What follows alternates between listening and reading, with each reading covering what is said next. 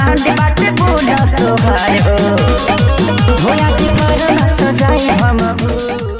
नमस्कार दोस्तों, तो स्वागत है फिर से मेरे एक बड़ी यूट्यूब चैनल में। दोस्तों इस वक्त अब सबसे बड़ी खबर, सबसे बड़ी अपडेट भोजपुरी जगत से निकल के आ रही है। मैं आप सभी को बता दूं कि साई लाल यादव का 6वां सावन सॉन्ग रिलीज हो चुका है, जो कि सॉन्ग का नाम है हिरौआ बम।